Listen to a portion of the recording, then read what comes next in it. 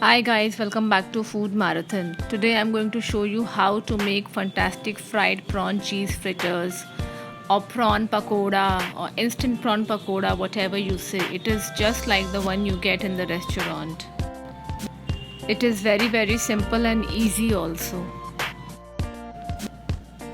Marinate the prawn for 3 to 4 hours with cheese, green chilies, coriander leaves, garlic paste, oregano, salt, black pepper, eggs, refined flour and corn flour.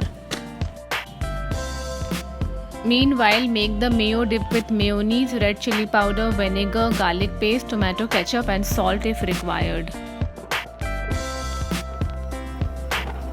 Now heat refined oil and deep fry at a medium to low flame.